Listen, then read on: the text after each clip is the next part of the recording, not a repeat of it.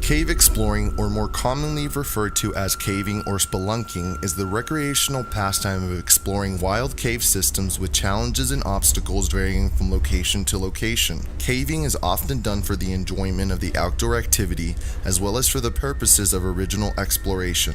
Virgin cave systems comprise some of the last unexplored regions on Earth, and much effort is put into trying to locate, enter, and survey these undiscovered territories. In well-traveled regions, the most accessible caves have already been explored, and gaining access to new cave systems often requires cave digging or cave diving, and vast experience with cave exploration and/or rock climbing. The three general rules of any cave exploration expedition is to take nothing but pictures, kill nothing but time, and leave nothing but footprints. Caving is also described as an individualist team sport, as cavers can often make a trip without direct physical assistance from others, but will generally go in a group for companionship or to provide help during times of emergency. This is why having at least 4 people in your group is so important. If someone is hurt or stuck, one person should stay with the injured party while the other 2 return to get help. And make sure your cave team has a first aid kit, extra food and water for the people staying behind, as well as the people going for help. Even when these well-intended principles and rules are followed, many difficulties and obstacles can and will unexpectedly arise during a caver's explorations. These difficulties may include, but are not limited to, absence of natural sunlight beyond the cave's entrance, tight squeezes, water hazards, disorientation, falling objects, rainy weather, flooding, dead ends, unstable grounding, humidity levels, soft spots, echoing, hypothermia, paranoia, claustrophobia, and various other unforeseeable hazards that classify caving as an extreme sport. Though not commonly considered as such by longtime enthusiasts, many of these precautions are enforced due to prior cavers' experiences that ended in near-fatal circumstances. The most notorious and recent cautionary tale is that of John Edward Jones. John Edward Jones loved cave exploring with his family as a boy and teenager. His father frequently took him and his brother Josh on caving expeditions in Utah when they were children. The boys learned to love the underground world of dark mystery that not many ever get to witness in their lifetime. John's most recent destination of interest was Nutty Putty Cave, located west of Utah Lake in Utah County, Utah. The cave had been first developed in the 1960s by Dale Green and was temporarily closed in 2004 after a near-fatal incident with 2 Boy Scouts. The 2 Boy Scouts had nearly lost their lives in separate incidences in the same area of Nutty Putty Cave, where John would soon meet his untimely demise. The 2 Boy Scouts had become trapped within a week of each other, and in one of the cases, rescue workers took 14 hours to free a 16-year-old scout, making him much smaller than the 6-foot, 200-pound John Jones. The cave had only been reopened for 6 months in 2009 when John and 10 other friends and family members decided to enter the cave during Thanksgiving week in 2009. The excursion, organized by John's brother Josh, would be John's first and last expedition into the cave system as an adult male. November 24th, 8 p.m. According to various news articles cited in the description of this video, the timelines of events are as follows. At around 8 p.m., John Edward Jones entered Nutty Putty Cave local time on the evening of Tuesday, November 24th, 2009, just a few days before Thanksgiving. John, 26 at the time, and Josh, 23, along with 9 other friends and family members, decided to explore Nutty Putty Cave as a way to connect with each other ahead of the holiday weekend. At age 26, John was happily married, had a 1-year-old daughter, and was expecting another child the following year and was attending medical school in Virginia. He had come back home to Utah to spend some relaxing holiday time with his family. It had been years since John was in any cave system, and now weighing in at around 200 pounds and over 6'1", he wasn't the flexible young boy he used to be. November 24th, 9 p.m. About an hour into the cave expedition, John decided to find the Nutty Putty cave formation known as the birth canal, a tight passage that spelunkers must crawl through extremely carefully to avoid possibly fatal consequences. He mistakenly found what he thought was the birth canal, but in actuality was the edge push section of the cave. He inched his way into the narrow passage head first, moving forward using his hips, stomach, and fingers. But within minutes, he'd realized he made a grave mistake. John knew he didn't have enough room to wiggle back out of the way he'd come in. He had to press forward. He tried to exhale the air in his chest so that he could fit through a space that was barely 10 inches across and 10 inches high, about the size of the opening of a clothes dryer. But when John inhaled again and his chest puffed back out, he got stuck for good. John's brother was the first to find him. Josh tried to pull at his brother's calves to no avail. Then John accidentally slid down into the passage even further, becoming trapped worse than before. His arms were now pinned beneath his chest and he couldn't move whatsoever. All John and Josh could do at this point was pray. They both knew they needed search and rescue teams. So Josh crawled back up to the surface and called 911 while a friend went to the tunnel to stay with John. In this exclusive excerpt from one of Josh's friends attending the exploration, we were able to see a first-hand account of what took place before John's fatal decision. Emily says, "We had a map of the cave and got to the part where we couldn't find where it continued. So we each took a route that looked like it could be the right way.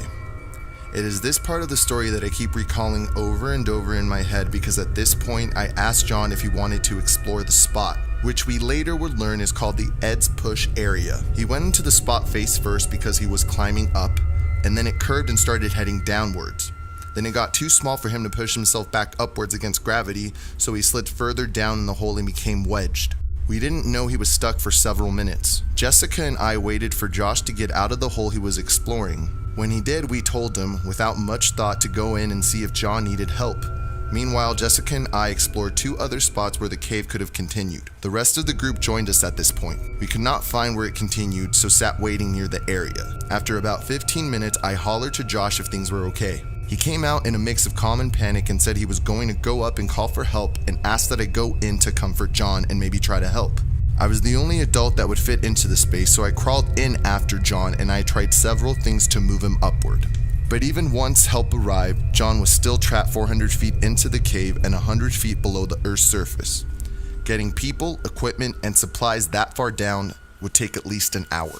Rescuers believe John sucked in his chest to investigate the canal, sliding his torso over a piece of rock and down into the 10-inch wide side of the crevice. But when his chest expanded again, he was stuck. Struggling to free himself only made John slide deeper into a narrower 8.5-inch wide side of the canal opening. One arm was pinned underneath him, the other forced backward by an outcropping of rock. The canal opening became narrower and more compacted the further down he slid by means of struggle. This meant the more John wiggled, the faster his chest would be slowly obstructed by the canal's concave opening. This made John's breathing difficult due to his positioning in the canal's crevice. The human body is designed to be upright and the heart works with the force of gravity, not against it. When rescuers told trauma on-site physician Doug Murdoch that John was nearly upside down, he knew the trapped man didn't have much time. Being upside down, your body has to pump the blood out of the brain at all times. Your body isn't set up to do that. The entire system begins to fail. Murdoch headed for the scene, knowing blood and fluids would be pulling in John's brain and lungs. His circulation would be slowing, capillaries leaking, toxins building up in his blood. If the rescuers were to free John, those toxins could rush to his heart and kill him.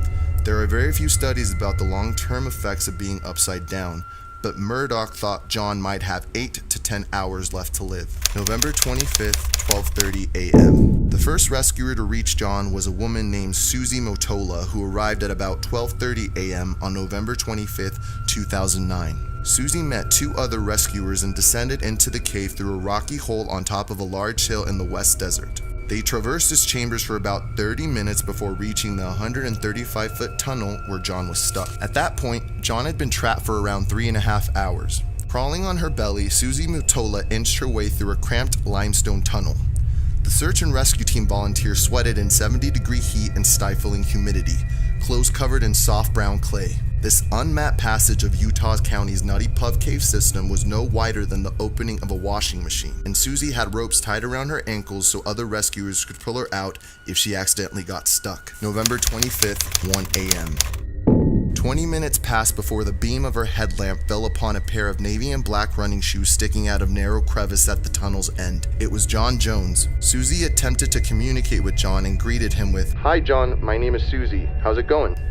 His replies seemed to come from the other end of a long hallway. "Hi Susie, thanks for coming, but I really want to get out," said the 26-year-old John Jones. He was trapped nearly upside down, his 6-foot, 200-pound body externally swallowed by the rock. Above John, Susie's slight 5-foot 3-inch frame was also encased. She couldn't fully extend her arms and legs, but she was confident she could help John. Among the smallest of the dedicated band of search and rescue volunteers in Utah County, Susie couldn't carry the biggest packs, but she was a caver and wasn't intimidated by the narrow tunnels in the Nutty Putty cave system. John had been stuck for more than 3 hours, one arm bent underneath his chest, the other forced backwards. His calves were free but useless. Susie tied a web rope into a lover's knot around his ankles. She realized bringing John out of the cave was going to be like swimming backwards against a very strong current.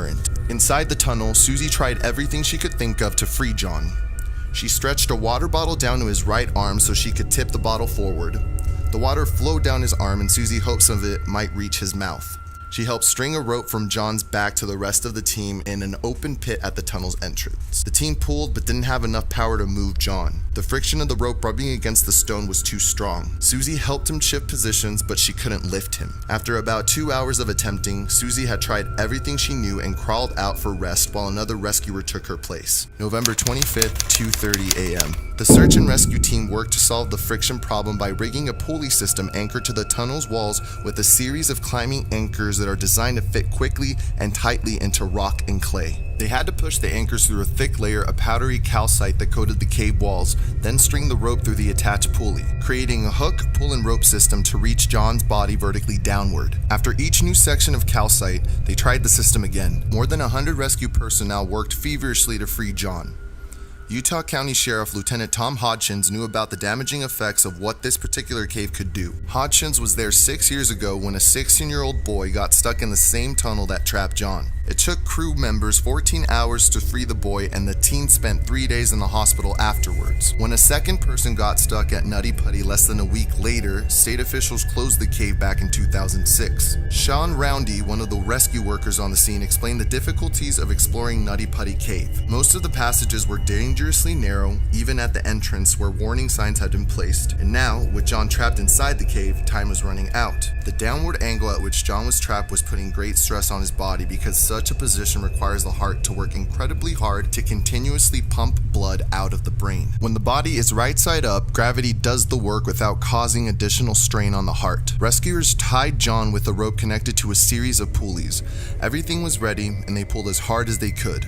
But suddenly and without warning, one of the pulleys failed. Roundy believes that the pulley came loose at its anchor point in the cave wall, which contained a substantial amount of loose clay. The team pulled and pulled again, but John's feet kept hitting the tunnel's low ceiling. With his heart struggling to pump blood into his legs, the contact against the cave made him scream in pain. The rescuers came to a horrible realization. The angle of the tunnel meant they couldn't bend John's body backwards without likely breaking his legs. In his weakened state, the shock could kill him, and the cams anchoring the pulleys were already slipping from their position in the weak, calcite cavernous walls. It was all incredibly tedious, and each trip into the tunnel to pass a piece of gear took nearly an hour. The Utah County Sheriff's Office set up a command center with rescue leaders plotting and attempting idea after idea. With no back entrance into the cave, rescuers were quickly running out of time and options. Rescuers ordered 6 gallons of cooking oil with the hope of helping John slip out of the canal. They even considered explosives, but quickly determined neither idea would be time effective. Drills and chisels continued to arrive throughout the day, but the larger equipment was too big to position near John. The smaller equipment was too slow for this specific rescue mission. When they tried to widen the rocky corkscrew to prepare for John's exit, it took an hour and a half to drill through a mere 6 inches of rock. Their original pulley system using climbing cans was by far their most promising method for saving John's life. The anchors couldn't get a strong grip in the layer of powdery calcite that coated the cave's walls. A search and rescue team member named Ryan Schertz would stay with John during the reconstruction effort on the pulley system. When the new system was finished, the team would inch John up from the rope tied around his legs. Ryan would attempt to facilitate the efforts by shifting John from the 8.5 wide side of the crevice to the slightly wider side of the fissure. Next, the crew would pull as hard as they could to extract John and had medicine ready to give John intravenously immediately after they freed him. When Ryan reached John, he loosened the knot Susie had tied around his legs previously. He brought a water pouch filled with Gatorade and stretched the attached tube down to John so he could drink. He rubbed John's leg to remind him he wasn't in the hole alone. John oscillated between calm, coherent conversation to helplessly thrashing his legs in sheer pain. November 25th, 4 p.m. When the pulley system was finished around 4 p.m. on November 25th, John had been trapped for almost 19 hours, but rescuers had finally had the power to pull him out. The rope was strung through nearly 15 tandem pulleys drilled into the wall of the cave. Closest to John, the rope went through a natural arch in the wall just above the crack where he was trapped. Ryan tried to prepare John for what was about to happen. Ryan said, "Okay, John, I need your help. I need you to make sure you are pushing with your hands, and I'm going to push you towards the wide side of the fissure." 8 people above worked on the pulley system to attempt to have John's body lifted out of the crevice. With each tug, he moved a little further. Then his feet hit the low ceiling and John screamed in pain. Ryan yelled for the teams to lower him to give him a rest. When they lifted John up for the 3rd time, Ryan stuck his hand in the crack to give John his first glimpse of another person in hours. John's face was muddied and his eyes were red from crying, but he wasn't bleeding, and his eyes were a bright, vibrant brown. After about 20 minutes, Ryan raised his voice to yell at the crew to resume their efforts. The rope moved again and John inched upward. Ryan began to have hope that the attempt would be successful. Against the sheer impossibility of it all, John Jones might get out alive to reunite with his family. Then a blast of pain overcame Ryan's face coming from the pulley system. When he came to, blood was everywhere. His jaw felt broken, his eye was swelling. Under the pressure of John's body and the crew pulling from above, the stone arch being used for friction had shattered, and the rope tied around it snapped in two, violently shooting a heavy metal carabiner directly straight at Ryan's face. Ryan tried to speak as reassuringly as he could with a tongue sliced nearly in half. Back at the pit, the 8 people pulling the rope crashed to the ground when it was slacked. The task was becoming more and more seemingly impossible. Ryan's father, Dave Schertz, who was also working the rescue line, saw Ryan's face covered in blood. He worried his son might have a concussion, a cracked skull, or had even lost an eye. As paramedics assessed the extent of the damage, Ryan told his father it was okay to go back into the tunnel. Someone had to stay with John. Dave reluctantly crawled in. While he waited for a drill to make a new pulley hole, Dave tried to wrap a rope around John's wrist. He lowered himself into the wider end of the crack, but it was too tight to work the rope all the way around John. He asked John to suck his stomach in, but he didn't respond. Then it was Dave who was stuck. It took him 15 minutes to crawl out of the crack. When he got the drill, Dave stood in the crack next to John, pointed up, drilling madly, struggling in the damp, humid conditions. He tried to pull the pulley in and found the hole was too small. He drilled the second hole and pushed the pulley through there. He was exhausted. At returning to the surface, Dave pulled Utah County Sheriff Lieutenant Tom Hodgins aside and said, "John's dying right now. He has a heartbeat, but he's had difficulty breathing before I got there." November 25th, 11:56 p.m.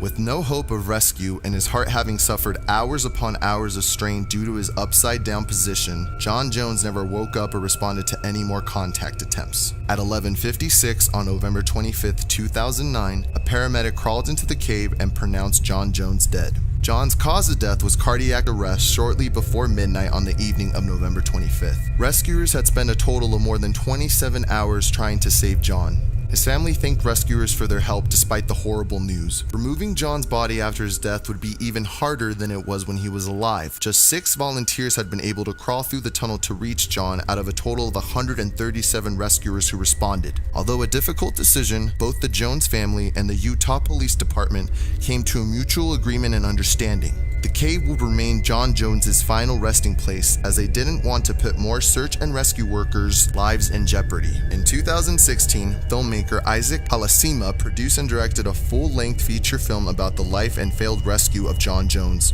called The Last Descent. The film gives you a theatrical account of the final hours of John's life and is available to watch on Amazon.com. Although the events might not be the most factually accurate, the movie does give an emotional perspective on how John spent his final hours in Nutty Putty Cave. The link to the film and the references I used for this video will be in the description box below. 10 years have passed since John's death, and his former wife Emily has since remarried. As of 2014, Emily has relocated her family of 2 children to Dallas, Texas, where she happily resides. She continues to remain in contact with John's family and attends the Joneses' annual family reunion. Emily also welcomed a 3rd baby child into the world with her now husband Donovan. Both Lizzie and John were happy to welcome their new baby brother Emerson into their growing family. Officials closed off Nutty Putty Cave permanently a week after John's death. Crew members sealed off the cave's main and only entrance with concrete to give the family peace of mind and to further prevent accidents and fatalities. They never recovered John's body, which remains inside the 1,400 feet of cavernous chutes and mysterious dark tunnels to this very day. At the time of filming this video,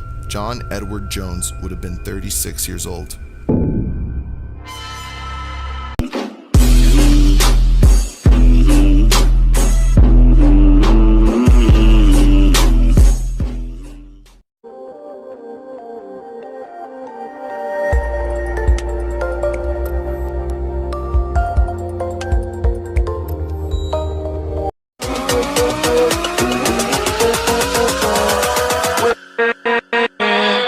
With